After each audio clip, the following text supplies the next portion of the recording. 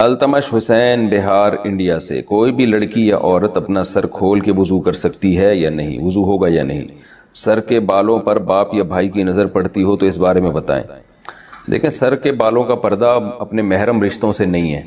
جو بھی محرم رشتے ہیں باپ بھائی، ان سے عورت کے لیے پردہ فرض نہیں ہے، غیر محرم سے پردہ فرض ہے۔ تو بھائی باپ وغیرہ کے سامنے سر کے بال کھولے جا سکتے ہیں، لیکن افضل یہی ہے کہ نہ کھولے جائیں۔ عام طور پر اچھے خاندانوں میں جن میں حیا زیادہ ہے، عام طور پر ان کی خواتین سر پہ چادر ہی رکھتی ہیں، تو لیکن لازم نہیں ہے، تو اس لیے چہرہ یعنی سر کھول کے ان کے سامنے وضو کرنے میں کوئی حرج نہیں ہے۔ عورت کے لیے گھر میں سر کھلا رکھنے کا حکم۔ بنت عبداللہ اتر پردیش انڈیا سے، اتر پردیش یو پی، جہاں ہمارے باپ دادا بھی یو پی سے ہی آئے ہیں، سنسار پور سے۔ تو یو پی سے انہوں نے پوچھا، یو پی سے جب کسی کا فون آتا ہے نا تو وہ جو اردو بولتے ہیں مجھے بڑی اچھی لگتی ہے، کیونکہ مجھے اپنے والد اور دادا یاد آتے ہیں اس میں۔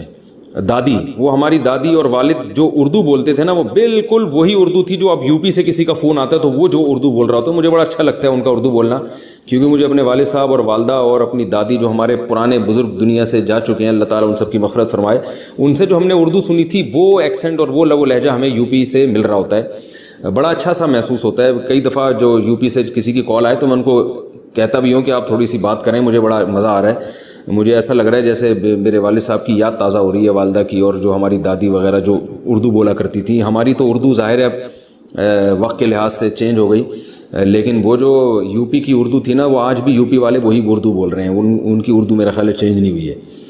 تو انہوں نے کہا ہے کہ عورت کے لیے گھر میں سر کھلا رکھنے کا حکم۔ کیا گرمی کی وجہ سے لڑکی گھر میں والد اور بھائی کے سامنے صرف گلے میں دوپٹہ ڈال سکتی ہے؟ اگر سر نہ ڈھانپے تو کوئی حرج تو نہیں ہے؟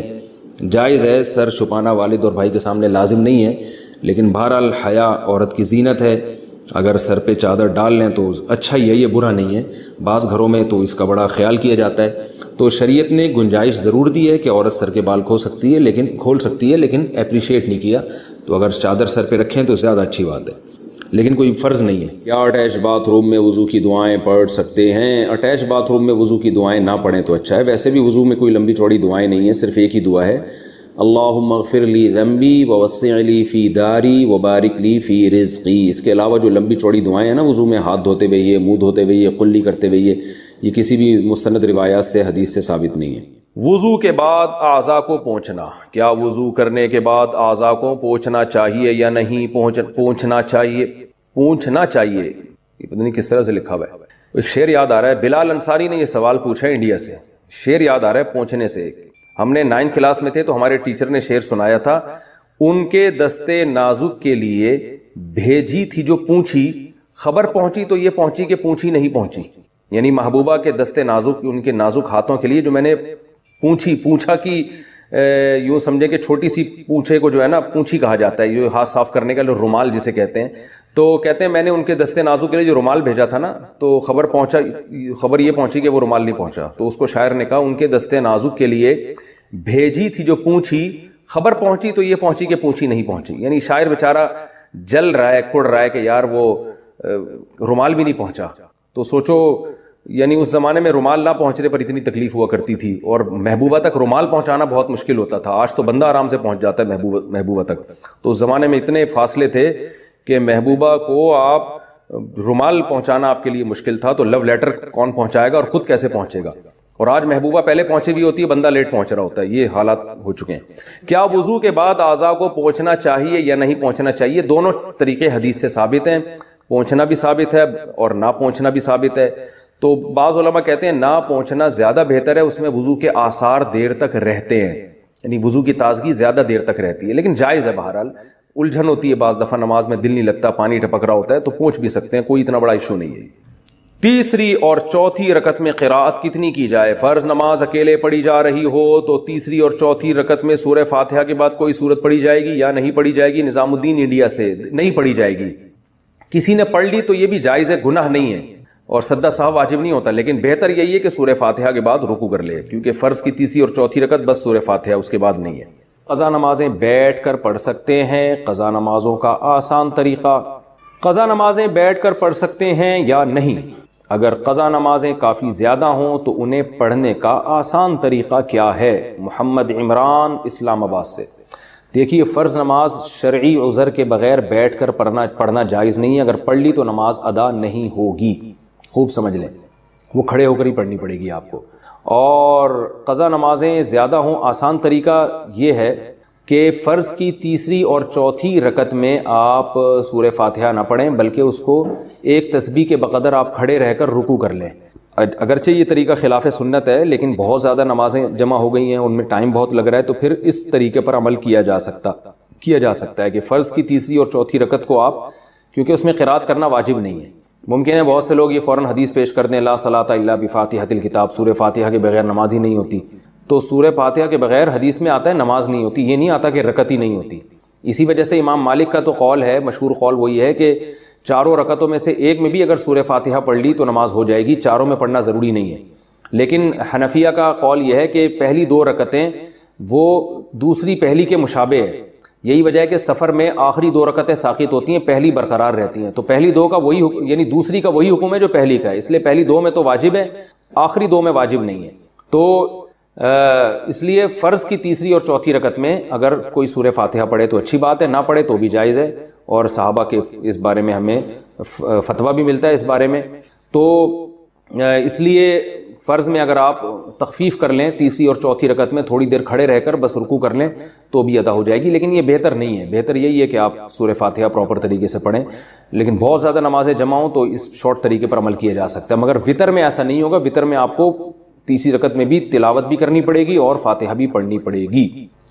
وضو میں دانت سے خون آئے تو کیا حکم ہے؟ وضو کے دوران دانتوں سے خون نکلتا ہو تو وضو ہوگا یا نہیں؟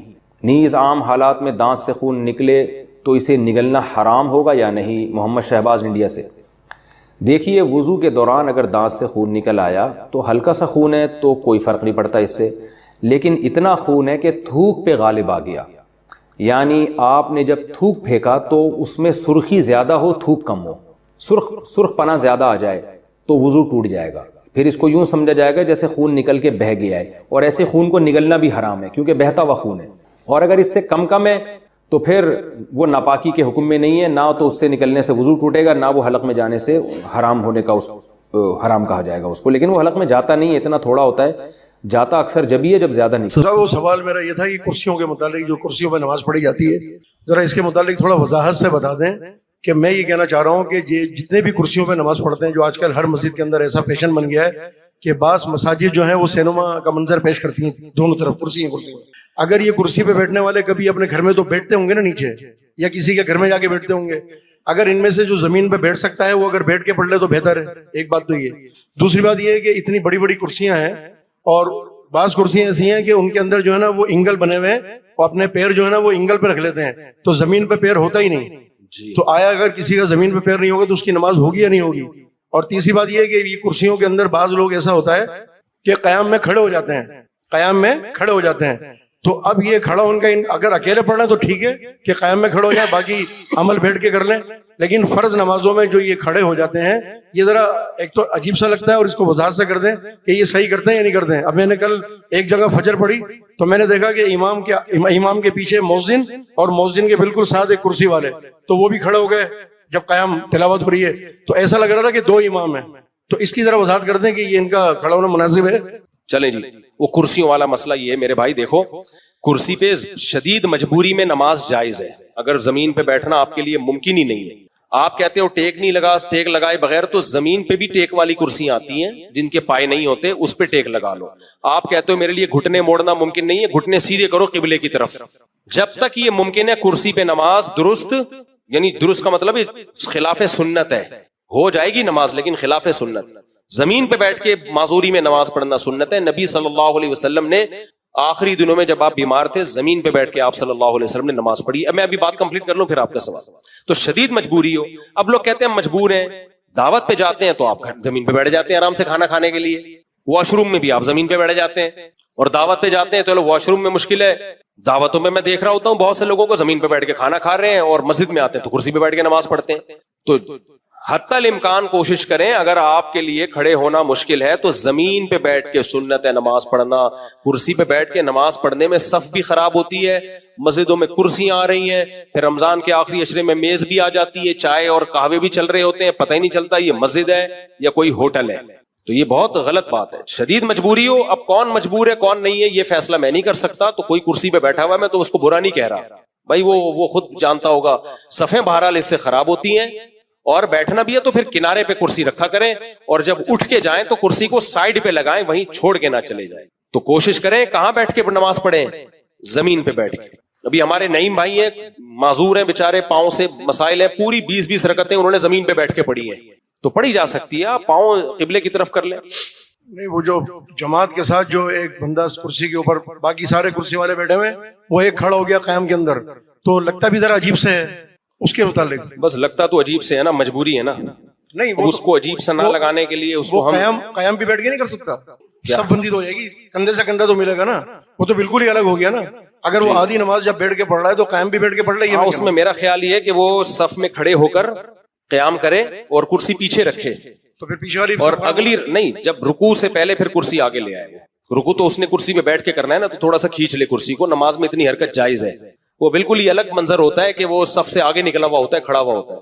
تو کرسی پیچھے رکھ لے, صف میں کھڑا ہو جائے سیدھا کندھے سے کندھا ملا کے, اور جب رکوع میں جانے کا ٹائم آئے تو کرسی آگے, خود بھی آگے ہو جائے, کرسی آگے کھسکا لے, ایسے ایک ہاتھ سے کرسی آگے کھسکا کے اس پہ بیٹھ کے رکوع کر لے.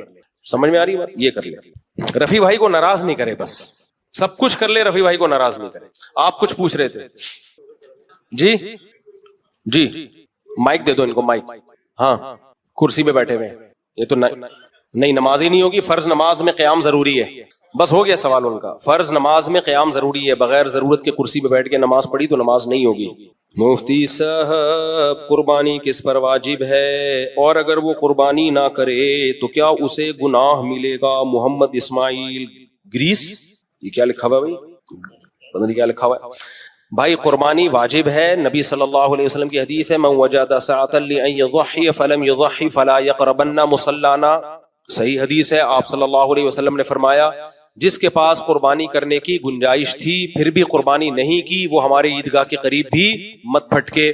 اب بعض لوگ دلیل دیتے ہیں کہ حضرت ابو بکر اور عمر رضی اللہ تعالی عنہما قربانی نہیں کرتے تھے, اور حدیث کے الفاظ ہیں کراہۃ ان یقتدی بہما, اس خوف سے کہ لوگ ان کی پیروی نہ شروع کر دیں. تو کہتے ہیں دیکھو اگر واجب ہوتی تو ابو بکر عمر بھی کرتے, بلکہ انہوں نے تو نہیں کی تاکہ لوگ اس کو ضروری نہ سمجھیں. اس کا جواب یہ ہے کہ حضرت ابو بکر اور عمر رضی اللہ تعالی عنہما مسلمانوں کے خلیفہ تھے, لیکن مسکین اور غریب تھے, پیون زدہ کپڑے پہنتے تھے. گھر میں حالت یہ تھی ان کے کہ کہیں اضافی کھانا بچ گیا نا, گھر والوں نے بچا لیا تھوڑا تھوڑا کر کے کہ بھئی یہ جو ہے اگلے وقت کے لیے, تو وہ بھی پھر خلیفہ نے بند کرا دیا کہ یہ ہماری ضرورت سے زائد ہے تبھی تو بچ رہا ہے. تو ان دونوں نے اس لیے نہیں کی, اگر وہ دونوں کرتے تو لوگ سمجھتے یہ ہر ایک پر لازم ہے, غریب کو بھی کرنی پڑے گی, تو اس لیے ان دونوں نے نہیں کی تاکہ پتہ چل جائے بھائی کہ اگر کوئی مسکین اور غریب ہے تو وہ نہ کرے تو کوئی حرج نہیں ہے. ورنہ کامن سینس کی بات ہے کہ ابو بکر اور عمر ایک سنت کو ختم کریں گے جس کو نبی نے زندہ کیا. ہر سال نبی نے قربانی کی ہے اور حکم دیا قربانی کرنے کا, اور بتایا کہ تمہارے باپ ابراہیم علیہ السلام کی یہ سنت سے یہاں اصطلاحی سنت مراد نہیں ہے, طریقہ ہے تمہارے والد ابراہیم علیہ السلام کا. تو ابو بکر عمر کہیں گے کہ ہم نہیں کریں تاکہ لوگ کرنا نہ شروع کر دیں. تو یہ کامن سینس کی بات ہے, کیا یہ تو ہو ہی نہیں سکتا. انہوں نے اس لیے نہیں کی تاکہ غریبوں پر لوگ لازم نہ سمجھیں, امت حرج میں پڑے گی. باقی اسلاف میں اس میں اختلاف تھا, بعض اسلاف اس کے قائل تھے کہ واجب نہیں ہے اور سنت موقدہ ہے. سنت موقدہ بھی واجب کے قریب ہی ہوتی ہے, اور ہر گھر میں گھر کے سربراہ اگر کر دے تو سب کی طرف سے ہو جائے گی. تو بعض اسلاف, ایک منٹ میں یہ بات کمپلیٹ کر لوں, تو بعض اسلاف کا یہ نظریہ ہے, تو ٹھیک ہے ان کا ہوگا نظریہ. ہم اس بارے میں امام حنیفہ جو بہت اسلاف کے امام تھے ان کو فالو کرتے ہیں, جن کو آدھی سے زیادہ امت نے فالو کیا, اور ان کی دلیل مضبوط ہے. صحیح حدیث ہے, جو قربانی کی استطاعت رکھتا ہے نہ کرے قربانی, وہ ہماری عیدگاہ میں نہ آئے. اس میں آپ نے گھر کے سربراہ مرد عورت کا کوئی فرق نہیں رکھا. تو اس لیے مضبوط رائے, اور عبادت میں ویسے بھی احتیاط کے پہلو کو ترجیح دی جاتی ہے. جب دونوں طرف دلائل ہوتے ہیں تو عبادت میں احتیاط والے پہلو کو ترجیح دی جاتی ہے. تو جو بھی مالدار ہے اس پر قربانی لازم ہے. مالداری کا مطلب کیا ہے؟ مالداری کا مطلب یہ ہے کہ 52.5 تولہ چاندی, جس کی آج کل قیمت کیا چل رہی ہے بھائی, کسی کو پتا ہے؟ सन 2025 में 1446 हिजरी में क्या चल रहा है मार्केट में?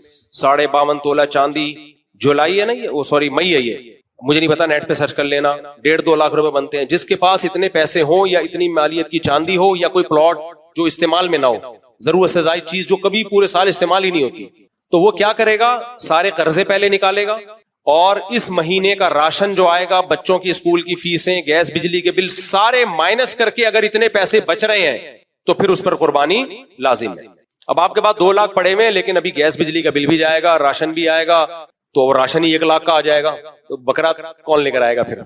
तो वो सारे खर्चे माइनस करके भी अगर 52.5 तोला चांदी की कीमत बच रही है तो फिर आप पर कुर्बानी लाजिम है, अदरवाइज लाजिम नहीं है। और जरूरी नहीं है कि आप कोई महंगा जानवर करो, आप कोई हिस्सा ले लो छोटी सी गाय में।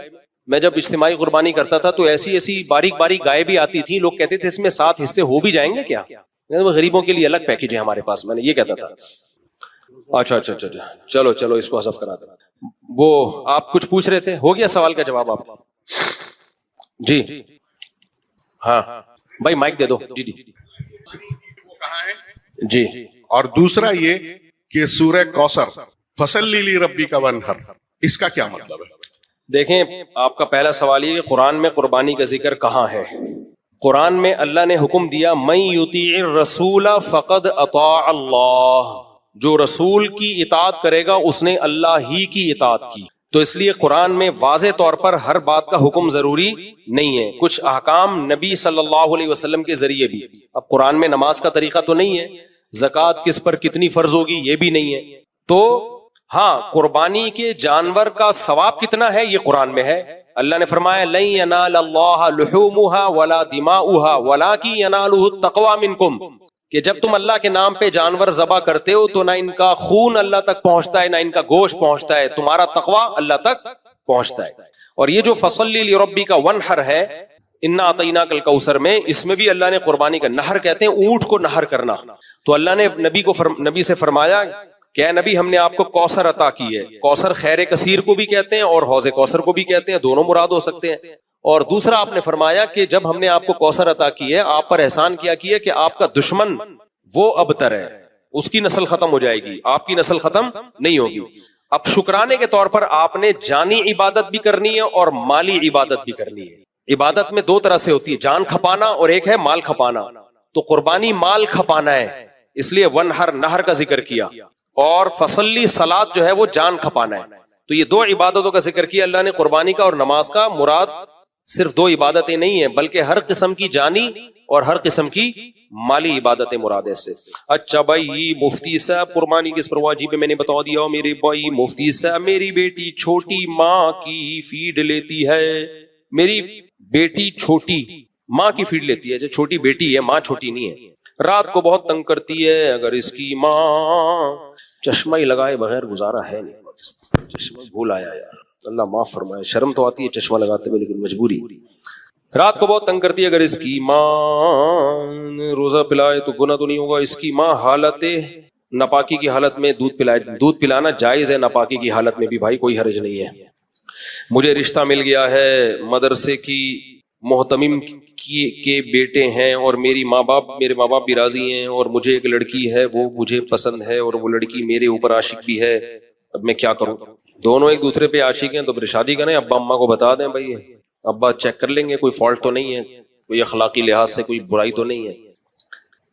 मुफ्ती साहब माशाअल्लाह, आपकी मुफ्ती तारिक मसूद फाउंडेशन बन चुकी है, तो फाउंडेशन के जरिए कराची में शजरकारी और उसकी अहमियत के हवाले से मुहिम चलाएं ताकि शहर की खूबसूरती बढ़े और दर्जे हरारत काबिल बर्दाश्त रहे। अच्छी चीज़ की तरफ आपने इशारा किया।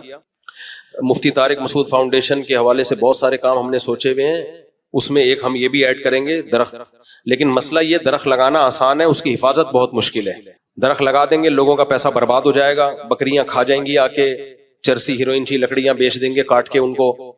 तो हिफाजत का जब तक कोई मजबूत पैकेज ना हो तो इस पे हम गौर करते हैं। लेकिन आपने एक अच्छी चीज की तरफ इशारा किया है, कराची में बेशुमार दरख्त लगा दो, बारिशें भी बहुत हो जाएंगी, माहौल भी अच्छा, गर्मी भी खत्म हो जाएगी। एक अच्छी चीज की तरफ आपने हमारी रहनुमाई की है, इस पे हम आपका दिल की अताह गहराइयों से शुक्रिया अदा करते हैं।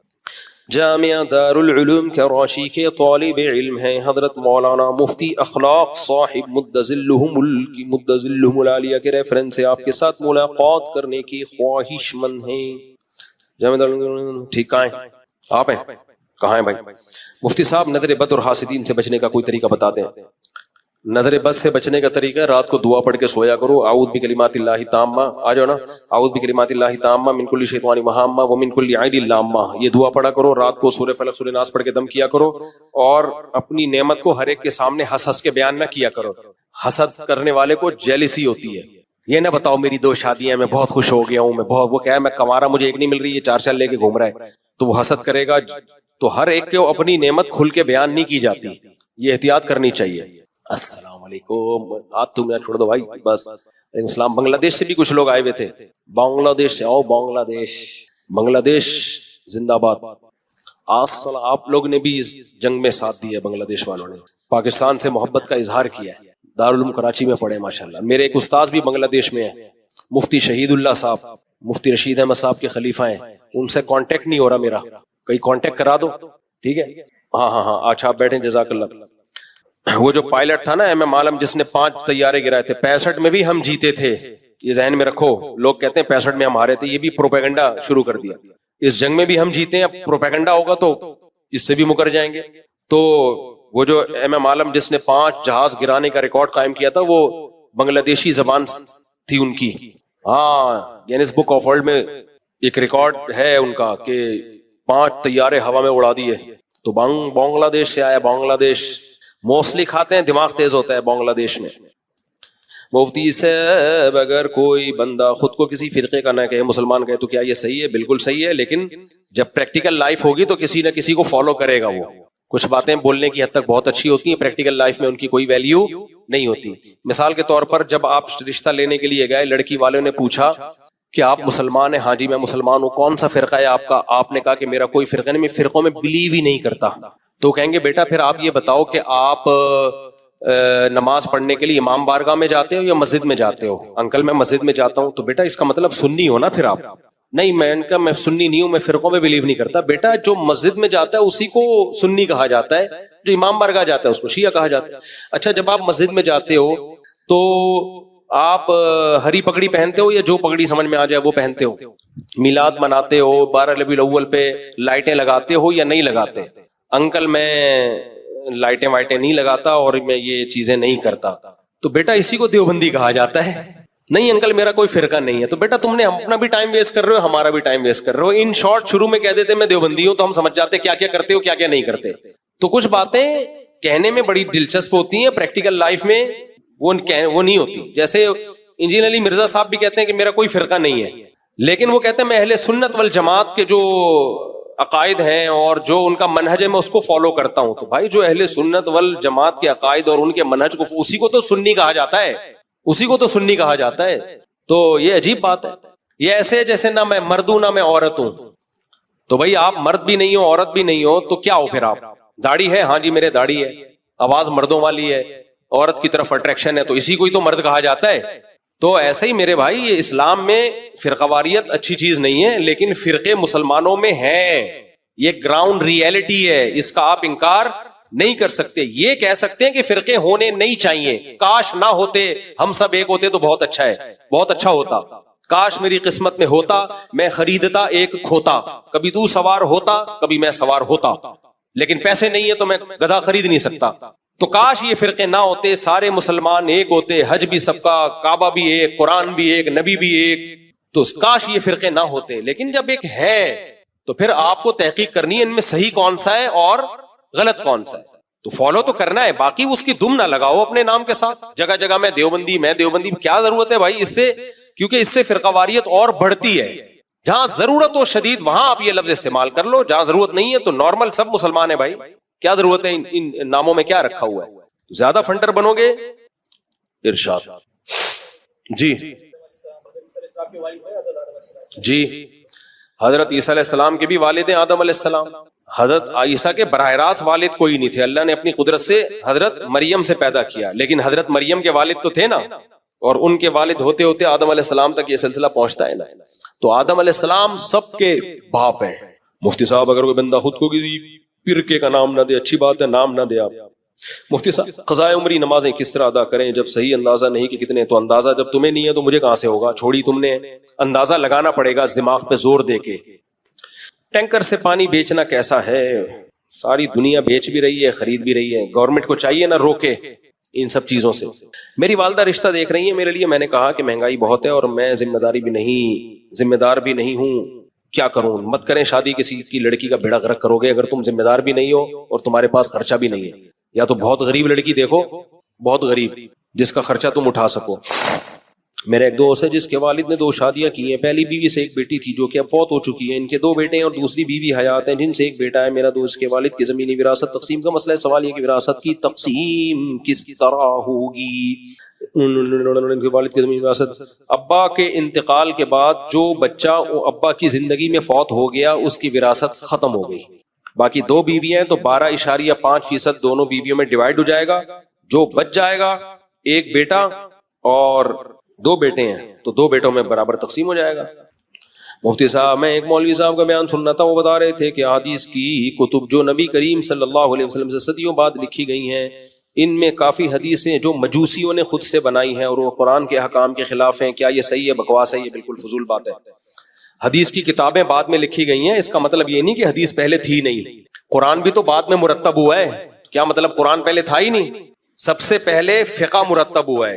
قرآن و حدیث سے مسائل مرتب کیے گئے ہیں، اسلامی قانون. حالانکہ حدیث کی کتابیں اس وقت مدون نہیں ہوئی تھیں.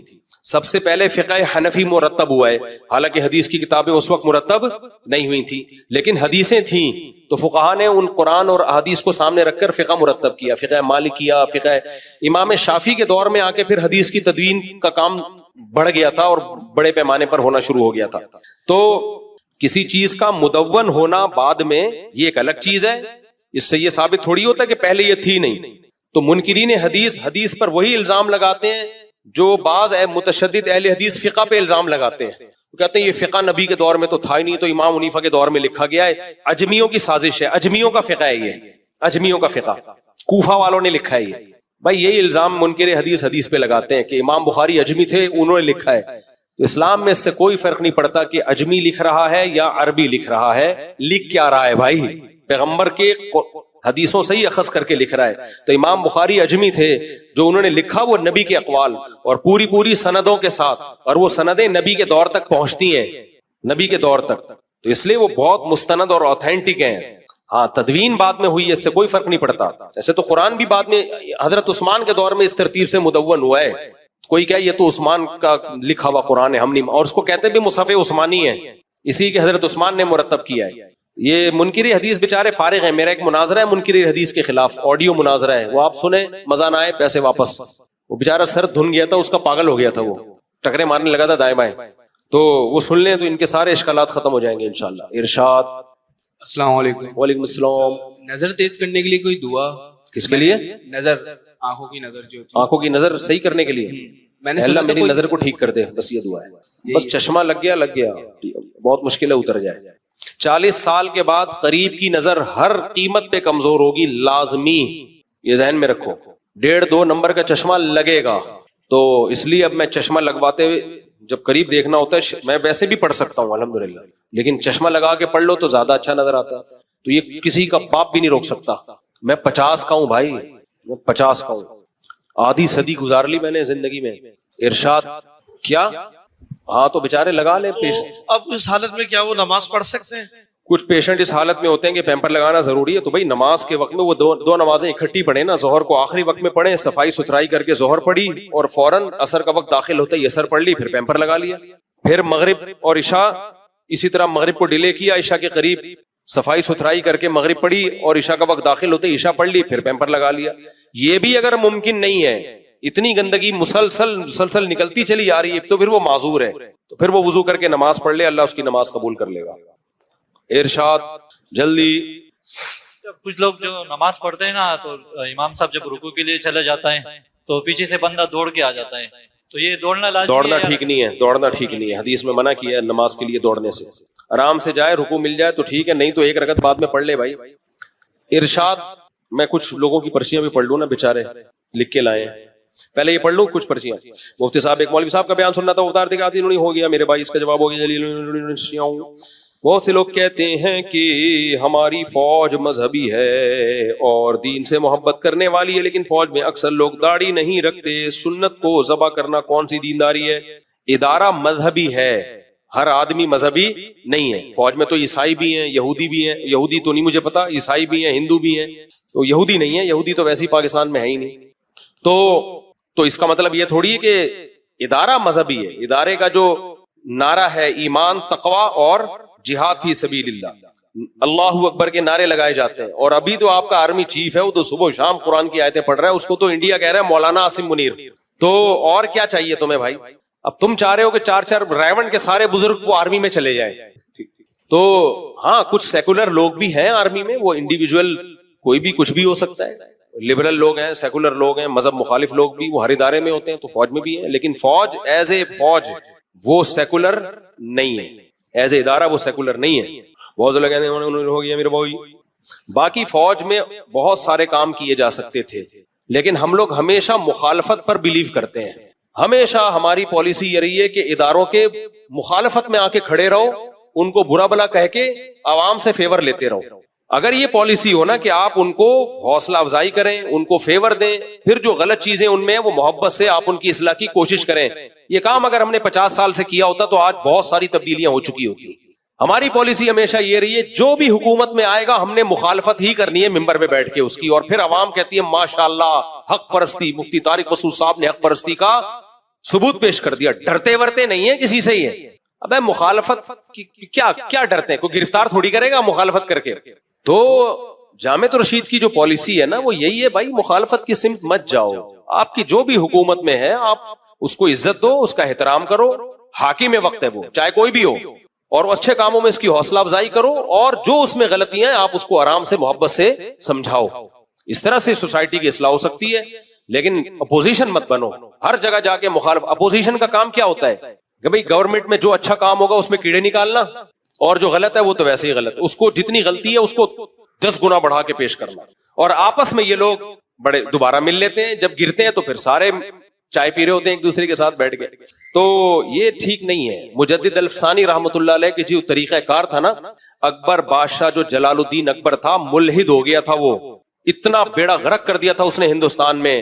تو علماء اس کے خلاف فتویٰ دیتے, یہ کافر ہو گیا, اس کا نکاح ٹوٹ گیا, یہ ہو گیا. مجدد الفسانی رحمۃ اللہ علیہ نے ان کو کیوں الفسانی, دوسری 1000ویں کے وہ شروع میں آئے, انہوں نے تجدید کا کام کیا. انہوں نے کہا مخالفت سے کچھ بھی نہیں ہوگا, بغاوتیں ہوں گی, ہندوستان برباد ہو جائے گا. تو جا کے بادشاہ کا قرب حاصل کیا, محبت سے اس کو سمجھایا, شہزادوں کے قرب حاصل کیا, ان کو سمجھایا. یہاں تک ایک شہزادے سے کہا جب تک تو جنت میں نہیں جائے گا میں بھی جنت میں نہیں جاؤں گا, میں اللہ سے پوری کوشش کروں گا تجھے بخشوانے کی. کوشش ہی کر سکتا ہے انسان. اس کو ہدیے دیے. بادشاہوں کا قرب یا تو چاپلوسی میں کیا جاتا ہے اپنے فیور کے لیے, یا ان کو ٹھیک کرنے کے لیے کیا جاتا ہے. تو علماء نے الزام لگائے, بعض مولویوں نے, سب نے نہیں, کہ یہ تو حکومتی پٹھو ہیں, یہ تو یہ ہیں وہ. انہوں نے کیا کیا مجدد الفسانی رحمۃ اللہ علیہ کی کوششوں سے بالآخر جلال الدین اکبر کلمہ پڑھ کے دنیا سے گیا ہے, ایمان قبول کر کے گیا ہے. جو مسلمان تھا مرتد ہو گیا تھا, خنزیر کا گوشت کو حلال کر دیا تھا اس نے, دین اکبری بنا رہا تھا, سارے مذاہب کو کچمبڑ بنا کے ایک مذہب بنا رہا تھا وہ. تو جی دین الہی کی ایک الگ دین بنا رہا تھا وہ. تو مجدد الفسانی رحمۃ اللہ نے بہت محبت سے قرب حاصل کیا, شہزادوں کو سمجھایا. انگریز کا 200 سال جو پلان تھا نا وہ مؤخر کر دیا. انگریز 200 سال پہلے ہندوستان پہ قابض ہو جاتا, لیکن جلال الدین جو مجدد الفسانی شیخ احمد سرہندی رحمۃ اللہ علیہ کی کوششوں سے انگریز کا داخلہ یعنی جو قبضہ تھا وہ 200 سال کے لیے ڈیلے ہو گیا. یہ بھی ایک طریقہ ہے میرے بھائی. جامعۃ الرشید کی یہی پالیسی ہے. اس پالیسی پہ لوگ کہتے ہیں سرکاری لوگ ہیں, درباری ملا ہیں. بھائی جامعۃ الرشید 1 روپے نہیں لیتا, نہ حکومت سے نہ فوج سے, 1 روپے نہیں لیتا. ہم بھی تو جامعۃ الرشید کے ہیں. میں واگا بارڈر گیا ہوں, جو میں نے بیان داغا ہے, کسی فوجی کا فون نہیں آیا تھا ہمارے پاس کہ آپ واگا بارڈر جائیں, نہ کسی فوجی نے ایک لڈو کھلایا ابھی تک ہمیں. ایک دوست ہے میرے فوج میں, ان کا شکریہ آیا تھا, مفتی صاحب ویل ڈن, آپ نے ہماری حوصلہ افزائی کی. اور وہ جو واگا بارڈر پہ کرنل صاحب تھے انہوں نے بڑا خوشی کا اظہار کیا. اس کے علاوہ تو کچھ بھی نہیں ہے میرے بھائی. تو جو پازیٹیو وے میں کام کرے گا وہ درباری ہے, وہ سرکاری ہے, وہ یوں ہے, وہ ایسا ہے. ہاں کچھ لوگ سرکاری درباری ہوتے بھی ہیں, اٹھاؤ گیری والے بھی ہوتے ہیں, جو فیور لے رہے ہوتے ہیں اپنی ذات کے لیے. تو ہم لوگ کیا ہے، ہمیشہ مخالفت میں جانا، ہمیشہ اپوزیشن میں جانا، حکومت کے اچھے کاموں میں کیڑے نکالنا اور غلط کاموں پہ ان کو ٹوکنا بھی واجب ہے، لیکن ٹوکنے کا بھی ایک طریقہ ہوتا ہے، تمسخر والا طریقہ نہیں ہوتا کہ مذاق اڑانا شروع کر دیں، آپ کارٹون بنا بنا کے بھپتیاں کسنا شروع کر دیں، اس سے کچھ بھی نہیں ہوتا۔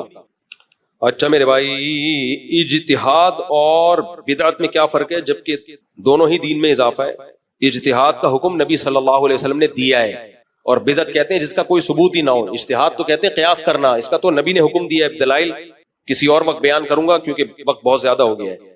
میں جہاں رہتا ہوں اس علاقے میں ایک اہل حدیث کی مسجد ہے اور بریلوی کی مسجد ہے، کسی مسجد میں نماز پڑھوں، جو بریلوی مسجد ہے وہاں کے امام نے کافی بار مجھے جمعے کے خطبے میں بولا ہے کہ شیخ عبد القادر جیلانی کے در پہ جایا کرو، پیروں سے مانگا کرو۔ دیکھو بریلویوں میں سارے ایسے نہیں ہوتے، آگے کہہ رہے میں حنفی ہوں، تو ایک اہل حدیث کی مسجد ایک بریلویوں کی مسجد ہے، تو بریلویوں میں سارے متشدد نہیں ہوتے، ان میں معتدل بھی ہوتے ہیں، تو اگر کوئی بریلویوں کی معتدل ہو جو شرکی عقیدہ نہ رکھتا ہو تو وہاں پڑھ لے۔ لیکن آپ جس کا کہہ رہے ہیں کہ وہ تو کہہ رہے ہیں شیخ عبد القادر گیلانی سے مانگا کرو اور پیروں سے مانگا کرو، تو اہل حدیث کے پیچھے پڑھ لو بھائی نماز۔ اہل حدیث کے عقائد میں ہمارے عقائد میں کوئی فرق نہیں ہے، عقائد توحید والے ہی ہیں ان کے۔ اتنی آہستہ سے ہوتی ہے، ہاں غیر مسلم کو بھی فائدہ دیتی ہیں، ہاں تو کر سکتے ہیں۔ جی جی، مولانا طارق جمیل صاحب نے کہا ہے کہ حضرت آمنہ کی قبر پہ بھی گیا اور بیت اللہ کے اندر بھی گیا ہوں، لیکن حضرت آمنہ کی قبر پہ جو میری کیفیت تھی وہ بیت اللہ میں بھی نہ تھی۔ کیا اس طرح کہنا درست ہے؟ کیفیت کس ٹائپ کی کیفیت؟ دیکھو آپ بیت اللہ کے اندر گئے اور آپ کی ایک الگ نوعیت کی کیفیت بنی، ایک روحانیت، اور ادھر آپ کی ماں کا جنازہ رکھا ہوا ہے، وہاں آپ کی کیفیت الگ نوعیت کی ہوگی، وہ بہت شدید کیفیت ہوگی کہ بھی ماں کی ڈیتھ ہو گئی۔ یہاں یہ کیفیت زیادہ ہوگی ماں کی ڈیتھ کو دیکھ کر، جو بیت اللہ کے اندر بھی نہیں ہے، لیکن اس کیفیت کی نوعیت کیا ہوگی؟ وہ چینج ہوگی، وہ الگ نوعیت کی کیفیت تھی، یہ الگ نوعیت کی کیفیت۔ تو اگر روحانی کیفیت مراد ہے کہ بیت اللہ کے اندر گئے، جو انوار برس رہے تھے بیت اللہ کے اندر، جب نبی کی والدہ کی قبر پہ گئے تو اس سے زیادہ انوارات محسوس ہو رہے تھے، تو یہ تو غلط ہے بھائی۔ اللہ کا گھر ہے تو اللہ کے گھر کے انوارات تو اللہ کے گھر کے انوارات ہی ہوتے ہیں، اور اگر کیفیت سے کوئی اور کیفیت مراد ہے تو پھر وہ ان سے پوچھا جائے گا کون سی کیفیت ہے۔ تو بہتر یہ ہے کہ جب کوئی عالم ایسی بات کرے تو اس کے اچھا مطلب خود ہی تلاش کر لیا کرو۔ ابھی میں نے کہا نا، ضرورت تھوڑی ہے کہ اپوزیشن میں آ کے مخالفت لا کے توپوں ہی چلانا شروع کر دو، آپ اچھا مطلب لے لو۔ اور اگر نبی صلی اللہ علیہ وسلم کی والدہ کی قبر پہ کوئی خاص کیفیت بنی تھی، وہ بھی نبی کی محبت میں بنی تھی نا، کیا خیال ہے؟ وہ بھی تو نبی سے تعلق کی وجہ سے بنی تھی کہ اللہ کے پیغمبر کی والدہ ہے، تو وہ بھی کوئی اس میں شرک ورک کا کوئی پہلو نہیں ہے۔ باقی مولانا طارق جمیل صاحب کی باتیں ان سے پوچھا کرو بھائی، مجھ سے نہیں پوچھا کرو۔ معین اختر سے کسی نے کہا، معین اختر سے انور مقصود نے کہا آپ کے ماموں کیا کرتے ہیں؟ تو معین اختر نے کہا تھا ماموں کی باتیں ماموں سے پوچھو، میں پروگرام میں اپنی باتیں بتانے کے لیے بیٹھا ہوں، مجھے پتہ بھی نہیں ہوتا انہوں نے کیا کہا ہے، بعض چیزیں ایسی ڈال دی جاتی ہیں انہوں نے کہیں نہیں ہوتی، ہم بلا وجہ جواب دیتے پھر رہے ہوتے ہیں۔ امید ہے آپ خیریت سے ہوں گے، میرا نام عادل۔ آپ ان کے بارے میں مجھ سے پوچھو تو وہ کبھی کچھ نہیں بولیں گے، بولیں گے بھائی ان کی بات ان سے جا کے پوچھو۔ امید ہے باقی مولانا طارق صاحب ہمارے بڑوں میں سے، ہمارے بزرگوں میں سے، ہمارے لیے قابل احترام ہے۔ بدتمیز، بے ادب، بد نصیب، با ادب، با نصیب، یہ اصول اور ضابطہ یاد رکھو۔ امید ہے آپ خیریت سے ہوں گے، میرا نام عادل خان ہے، میں اسپیشلی طور پر ثوابی سے آیا ہوں آپ سے ملنے کے لیے۔ میرے بھائی نے ایک شرط رکھی ہے، اگر مفتی صاحب آپ سے گلے ملے تو میں آپ کی دوسری شادی کرا دوں گا۔ اب یہ ایک ٹرینڈ چل نکلا ہے، کوئی سر پہ ہاتھ رکھوا رہا ہے، بال اگوا دوں گا۔ کہاں ہے یار؟ ان کی رائٹنگ بہت اچھی ہے، ثوابی سے جو آئے ہیں، دیکھو اچھی رائٹنگ ہے، میں نے کیسے آرام سے تیز پڑھ لیا۔ کہاں ہے؟ آ جاؤ یار، آپ سے گلے ملوں گا آپ کی زبانیں۔ مفتی صاحب اگر بالغ لڑکا لڑکی گھر والوں کو بغیر بتائے کورٹ میرج کر لیں اور کر کے بتا دیں، اس کے بعد ماں باپ یہ کہیں کہ اب پورے خاندان کے سامنے دوبارہ نکاح کرنا ہوگا۔ السلام علیکم، کیا حال ہے؟ ماشاء اللہ سب سیٹ۔ میں آپ سے گلے ملا ہوں، جب آپ دوسری کریں گے نا تو آپ کسی سے گلے ملنے کے قابل نہیں رہیں گے، یہ ذہن میں رکھنا۔ اچھا ایک منٹ اس کو مکمل کرنے دو میرے بھائی۔ اور ماں باپ یہ کہیں کہ اب پورے خاندان کے سامنے دوبارہ نکاح کرنا ہوگا اور شادی ہوگی۔ اگر ماں باپ ہے تو بہت اچھے ماں باپ ہیں، کر لو یار، دوبارہ ان کو دکھانے کے لیے کر لو، ایکسپٹ کر لیا انہوں نے، یہ بڑی بات ہے۔ اچھا میرے بھائی ایک منظر روحانی ہو گیا بھائی، کینسر کی مرض میں مبتلا ان کی زوجہ بشیر احمد صاحب نے کہا دل سے دعا ہے اللہ تعالیٰ ان کی زوجہ کو شفا عطا فرمائے۔ ارشاد۔ السلام علیکم میرے عزیز داروں، میں ایک لڑکے نے نا ایک لڑکی کو نا مطلب وہ لڑکی بھگا گیا ہے۔ پہلے ایک دوسرے کو پسند کرتے تھے، اس کی شادی ہوتے ہی لڑکی کی شادی کے 4 دن بعد اس کو بھگا گیا ہے، تو ان کا کیا نکاح ممکن ہے؟ وہ کیا کریں؟ یعنی یا اس کے لیے لڑکی سزا کی جزا کیا شادی ہے؟ ہو چکی تھی، نہیں ہوئی تھی، پسند کرتے تھے، ٹھیک ہے، ابھی لڑکی کی شادی ہونے والی تھی، اس سے پہلے بھگا کے لے گیا، شادی کے فوراً بعد بھگا کے لے گیا، پہلے نہیں بھگا گیا. یعنی شادی کسی اور سے ہوئی، ہاں جی، بھگا کے کوئی اور لے گیا، ہاں جی، تو بھاگی کیوں؟ یہ تو لعنت ہے نا. تو ان کا کیا نکاح کبھی کسی طریقے سے نہیں ممکن ہو ہے سکتا، یا سوال ہی پیدا نہیں ہوتا. اس کے لیے سزا کیا ہے؟ بس سزا تو زنا کی سزا ہے جو شریعت میں، جو زنا پہ سزا ہے شریعت میں. اور یہ تو پرلے درجے کی بےغیرتی ہے. جب تک شوہر ڈیورس نہیں دے گا وہ پہلے شوہر دوسرے شوہر سے نکاح نہیں، دوسرے بندے سے نکاح نہیں کر سکتی. چلے بھائی کافی ہو گیا میرا خیال ہے، بس تھک گئے یار.